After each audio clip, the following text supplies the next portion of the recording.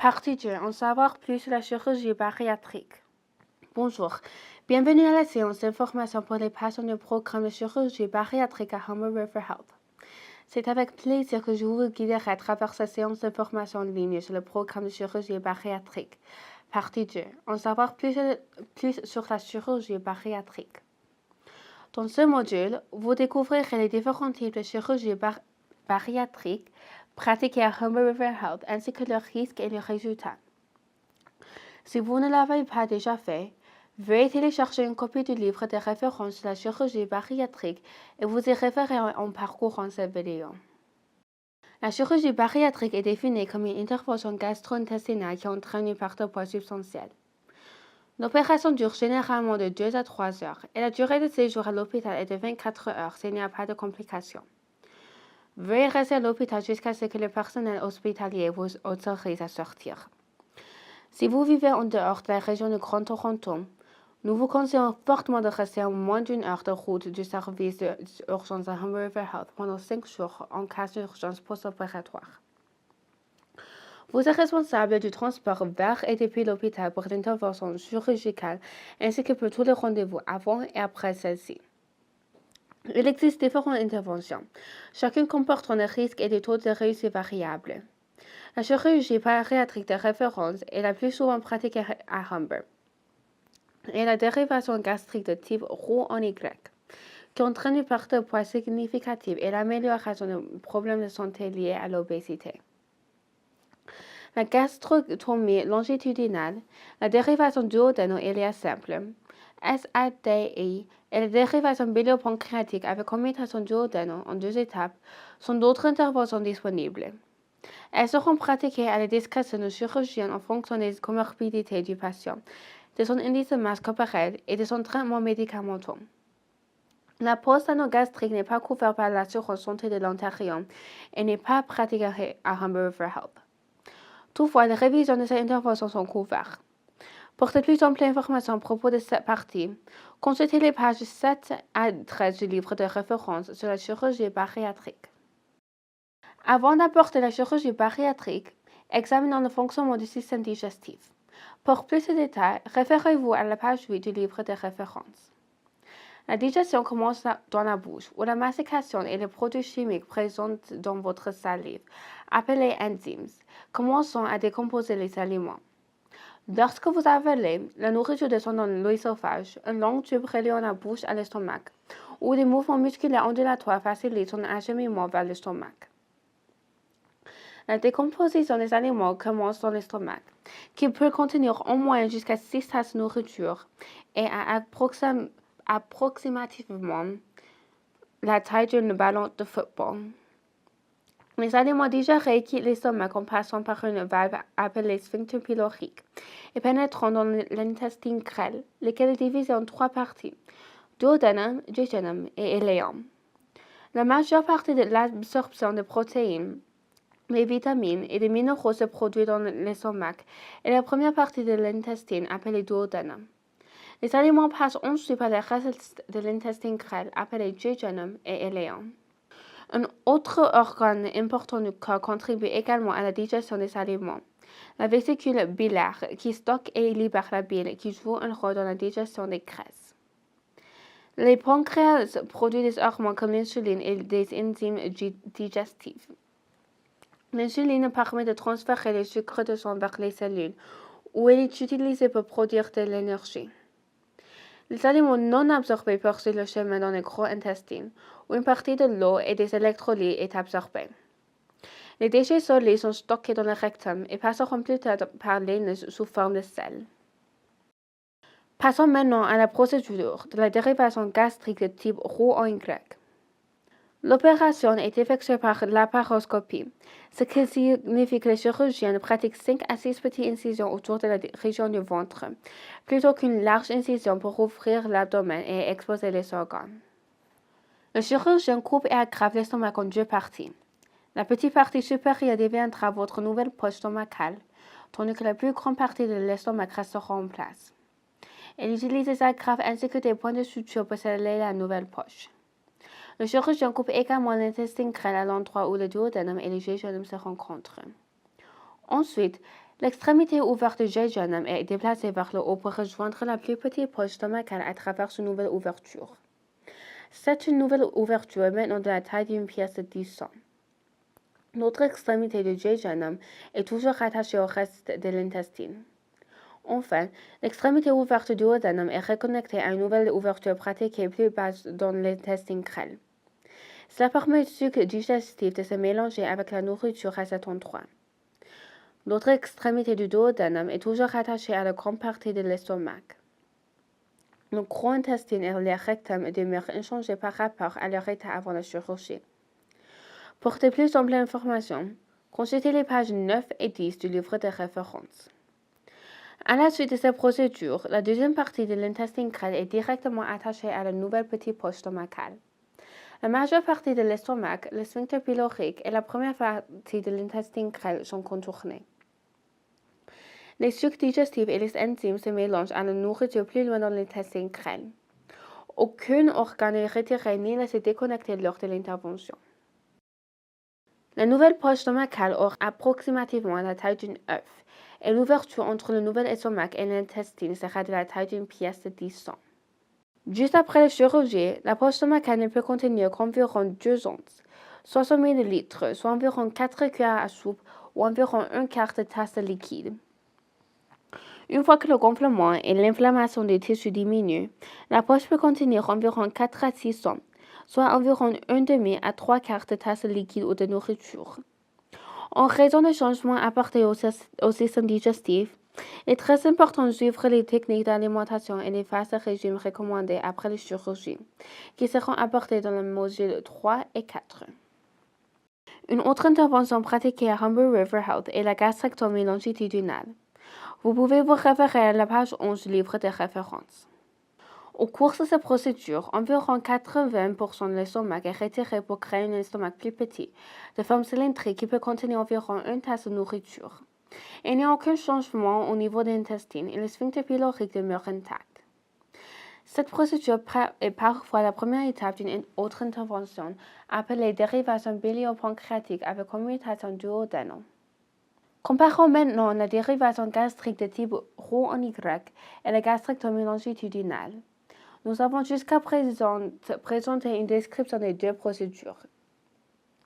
La dérivation gastrique est la référence et la procédure de choix en Ontario. Toutefois, ce n'est pas approprié pour la patiente en raison de ses antécédents médicaux ou de certains médicaments. Le chirurgien peut pratiquer la gastrectomie longitudinale. Les deux procédures comportent des risques chirurgicaux similaires à court terme. Il est également conseillé aux patients d'éviter toute grossesse pendant 2 ans, quel que soit le type de chirurgie bariatrique choisi. Les différences entre les procédures résident dans leurs résultats. On peut s'attendre à une perte de poids plus significative après une dérivation gastrique par rapport à une gastrectomie longitudinale. Le taux de rémission de diabète de type 2 est également plus élevé après une dérivation gastrique. Le reflux gastro-œsophagien, reflux gastrique, s'améliore généralement après une dérivation gastrique, alors que la gastrectomie longitudinale peut aggraver ces conditions. Il est également fortement recommandé aux patients ayant subi une dérivation gastrique d'éviter les anti-inflammatoires non stéroïdiens, AINS, à vie pour minimiser le risque d'ulcère gastrique.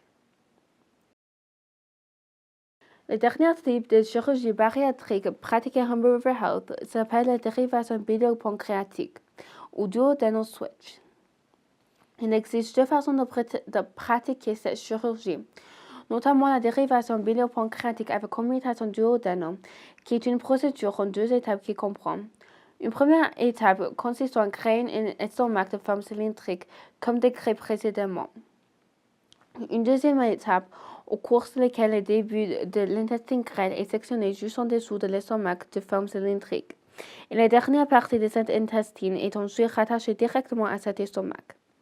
En conséquence, la majeure partie de l'intestin grêle est contournée, entraînant des modifications hormonales qui réduisent l'appétit et provoquent une malabsorption significative de calories et de nutriments. Ces 2 étapes sont généralement pratiquées à un intervalle de 9 à 12 mois. Cette intervention est réservée aux patients ayant un indice de masse corporelle de 60 ou elle peut être proposée en révision d'autres procédures dans certaines circonstances. Votre chirurgien bariatrique déterminera si vous êtes un candidat potentiel pour une dérivation biliopancréatique. La dérivation biliopancréatique peut également être pratiquée en une seule intervention, appelée dérivation duodéno-iléale simple, SADI. Pour ce type de dérivation biliopancréatique, environ 80% de l'estomac est retiré pour créer un estomac de forme cylindrique, et le début de l'intestin grêle est sectionné juste en dessous de l'estomac. La dernière partie de l'intestin grêle est ensuite enroulée pour se connecter à l'estomac de forme cylindrique. La majeure partie de l'intestin grêle est contournée, entraînant des modifications hormonales qui réduisent l'appétit. Cependant, comme le canal commun est plus long, la malabsorption est moins significative par rapport à la dérivation biliopancréatique en 2 étapes. La clinique de chirurgie bariatrique de l'hôpital Humber River dispose de renseignements et de ressources supplémentaires sur la procédure de dérivation biliopancréatique. Veuillez contacter la clinique si c'est la procédure que vous a été proposée. Nous avons couvert les 4 différents types de chirurgie bariatrique pratiqués à Humber River Health. La dérivation gastrique de type roux en Y est la plus souvent pratiquée. La gastrectomie longitudinale est la deuxième procédure la plus pratiquée en tant que procédure autonome. La dérivation duodéno-iléale simple est réservée à un nombre restreint de patients. Les options chirurgicales sont discutées avec le chirurgien en tenant compte des antécédents médicaux du patient. Les 4 types de procédures créent un nouvel estomac qui limite la quantité de nourriture qu'une personne peut ingérer en une seule fois, entraînant ainsi une perte de poids. Il modifie également les hormones pour réduire la faim et augmenter la satiété, limitant ainsi la consommation de nourriture. La sensibilité à l'insuline est également améliorée, entraînant une meilleure gestion de la glycémie. La dérivation gastrique de type roux en Y, la dérivation duodéno-iléale simple et les dérivations biliopancréatiques avec commutation duodénale entraînant une malabsorption de nutriments. Bien que le degré de malabsorption ne soit pas aussi prononcé, nous observons néanmoins une malnutrition significative chez les patients ayant subi une gastrectomie longitudinale. Par conséquent, il est essentiel de suivre les recommandations concernant l'alimentation et les suppléments de vitamines et de minéraux à vie pour toutes les procédures afin de prévenir les carences nutritionnelles. La perte de poids totale peut varier en fonction du type d'intervention. Une perte de poids moyenne de 20 à 30% du poids corporel total ou de 60 à 70% de l'excès de poids corporel est généralement observée au cours de la première année suivant l'opération. Cela représente environ 100 livres pour la plupart des patients. Vous pouvez estimer votre perte de poids prévue en utilisant les formules de la page 12 du livre de référence ou en discutant avec la diététiste lors de votre premier rendez-vous. La plupart des patients n'atteignent pas la catégorie conventionnelle d'indice de masse corporelle normale, mais il peut potentiellement diminuer de 14 à 20 points. Le poids se stabilise environ 12 à 18 mois après la chirurgie. Il est important de suivre les recommandations alimentaires après une chirurgie bariatrique pour maintenir la perte de poids et prévenir d'éventuelles carences à long terme. Une reprise de poids est possible si les changements de mode de vie et d'alimentation ne sont pas considérés comme une priorité et ne sont pas maintenus. La chirurgie bariatrique est un outil pour vous aider à perdre du poids. Cependant, une reprise de poids est possible si les changements de mode de vie et d'alimentation ne sont pas considérés comme une priorité et ne sont pas maintenus. Après une perte de poids radicale, il est possible de présenter un excès de peau, ce qui peut entraîner des problèmes d'image corporelle. Un aiguillage vers un travail social pour obtenir du soutien concernant le problème d'image corporelle est disponible sur demande. Veuillez noter que l'ablation chirurgicale de l'excès de peau peut ne pas être couverte par l'assurance santé de l'Ontario. Outre la perte de poids, la chirurgie bariatrique présente d'autres avantages, notamment l'amélioration ou la résolution des migraines, de l'asthme, des réflexes gastro-œsophagiens, du diabète de type 2, de l'apnée obstructive du sommeil, de l'arthrose et bien d'autres. Utilisez la case à la page 13 du livre de référence pour vous noter vos objectifs de santé et vos étapes clés non liées à la part de poids. Afin de décider si la chirurgie bariatrique vous convient, vous devez comprendre les risques associés à la chirurgie en général, ainsi que les risques et complications potentielles propres à la chirurgie bariatrique. Ces risques sont énumérés à la page 11 du livre de référence. Veuillez consulter cette liste de risques généraux pour toute intervention chirurgicale. Vous pourrez également en discuter avec l'équipe de soins bariatriques ainsi qu'avec votre famille. Les risques associés à toute chirurgie générale comprennent les éléments suivants: réactions allergiques et complications anesthésiques, saignement, douleurs chroniques, crise cardiaque, accident vasculaire cérébral, infection, lésions des tissus environnants, nécessité d'une nouvelle intervention chirurgicale, la mort. Cette liste fait référence aux risques propres aux chirurgies bariatriques. Cela inclut notamment les fuites, les chaos sanguins, les cals cubillaires et rénaux, les occlusions intestinales, les ulcères d'estomac, les tensions dans les relations personnelles, etc. Le risque de décès est estimé entre 1 sur 50 et 1 sur 1000. Une sténose peut survenir lorsque l'ouverture entre la poche stomacale et l'intestin grêle se rétrécit. Une hernie interne est une protrusion anormale d'organes internes à travers la paroi abdominale. Un transfert de dépendance peut survenir après une chirurgie bariatrique, conduisant le patient à adopter de nouveaux comportements de dépendance, comme une dépendance à l'alcool ou aux drogues. Le syndrome de chasse se produit lorsque les aliments passent trop rapidement de l'intestin grêle. Nous l'expliquerons plus en détail dans la diapositive suivante. Veuillez consulter les autres risques et n'hésitez pas à poser des questions à votre équipe de soins bariatriques. Des complications nutritionnelles sont associées à la chirurgie bariatrique. Le patient peut éprouver une perte d'appétit ainsi qu'une altération du goût et de l'odorat, souffrir de malnutrition protéique entraînant une perte de cheveux et de muscles, et présenter des carences en vitamines et minéraux dues à une malabsorption. Il peut également éprouver des nausées, des vomissements, des ballonnements et de la constipation, souffrir d'intolérance alimentaire et avoir la sensation que la nourriture est coincée. Le syndrome de chasse peut également survenir et nous en aborderons les détails par la suite. Pour de plus amples renseignements, consultez la page 59 à 65 du livre de référence sur la chirurgie bariatrique.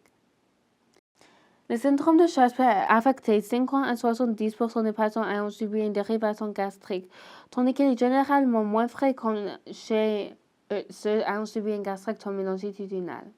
Pour de plus amples informations, consultez la page 62 du livre de référence. Il s'agit de conditions dans lesquelles les aliments non digérés passent trop rapidement dans l'intestin grêle. Elle est souvent causée par la consommation d'aliments riches en matières grasses en sucre ajouté, par l'effet de manger trop rapidement ou de boire pendant les repas. Le syndrome de chasse précoce se produit 5 à 30 minutes après avoir mangé, tandis que le syndrome de chasse tardif peut survenir 1 à 3 heures après le repas et souvent accompagné d'une hypoglycémie. Les symptômes de ce syndrome comprennent une vision floue, une faiblesse, des douleurs abdominales, de la diarrhée, des nausées et des vomissements, des palpitations et des bouffées vasomotrices. Ces conditions peuvent être évitées en lisant les tableaux de la valeur nutritive, en choisissant des aliments qui contiennent moins de 10 grammes de sucre et moins de 5% de la valeur quotidienne, ou 3 grammes ou moins par portion de matière grasse. Évitez les aliments riches en matière grasse et en sucre ajouté. Mangez lentement et séparez les liquides des solides peut également prévenir le syndrome de la chasse. Après une chirurgie bariatrique, la tolérance alimentaire varie d'une personne à l'autre. Certains aliments peuvent être moins bien tolérés, notamment les viandes substituts, par exemple steak, côtelettes de porc, volailles séchées, poissons et viandes frites ou panées, les fruits non pelés, les jus de fruits et les fruits secs. Les féculents, par exemple les bacon, pain, riz, pâtes, nuits. Les sucreries, par exemple les bonbons, desserts, confitures gelées, boissons sucrées, qui peuvent également entraîner un syndrome de chasse. Les légumes fibreux ou crus qui sont plus difficiles à tolérer. D'autres aliments, par exemple boissons gazeuses, noix et graines, aliments contenant des alcools de sucre, aliments très assaisonnés et épicés, aliments réchauffés au micro-ondes qui présentent des mousons chauds et dont la texture devient ferme. Les modifications anatomiques induites par la chirurgie bariatrique nécessitent d'adopter votre alimentation et vos habitudes de vie pour réduire le risque de complications potentielles liées à l'alimentation. Afin de minimiser les risques de complications liées à l'alimentation, il est important d'apporter certains changements à votre mode de vie. Les patients ayant subi une chirurgie bariatrique sont encouragés à adopter une routine de repas structurée, idéalement avec 3 repas principaux et 2 à 3 collations par jour. Ils doivent pratiquer des techniques d'alimentation consciente en prenant le temps de manger et de bien mâcher les aliments. Le repas peut durer entre 45 et 60 minutes et il est recommandé de séparer la prise de nourriture et de boisson d'un intervalle d'une demi-heure. Éviter les distractions peut également aider à mieux contrôler les portions de nourriture consommées pendant les repas. Ces patients doivent également manger des repas sains et équilibrés, comprenant des aliments riches en protéines. L'objectif est de consommer entre 70 et 100 grammes de protéines par jour. Il est préférable d'utiliser une méthode de cuisson par voie humide pour une meilleure tolérance des aliments. En outre, les patients doivent lire attentivement les étiquettes nutritionnelles pour éviter les aliments riches en matières grasses en sucre, ce qui contribue à prévenir les syndromes de chasse et à optimiser la perte de poids. L'utilisation d'une paille et la consommation de boissons gazeuses sont interdites à vie après la chirurgie. Les patients doivent éviter la caféine pendant 3 mois et pendant 1 an après l'opération. Les suppléments de vitamines et de minéraux doivent être pris quotidiennement à vie. Enfin, les patients doivent éviter de manger de manière automatique pour gérer leurs émotions et leur stress.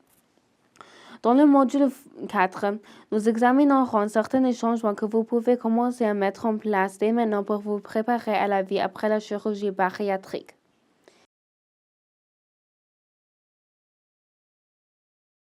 La chirurgie bariatrique entraîne des coûts supplémentaires. Il est essentiel que vous soyez conscient des coûts associés à la chirurgie et que vous les planifiez en conséquence. Pour une estimation des coûts de base de la chirurgie bariatrique, consultez les pages 33 et 101 du livre de référence.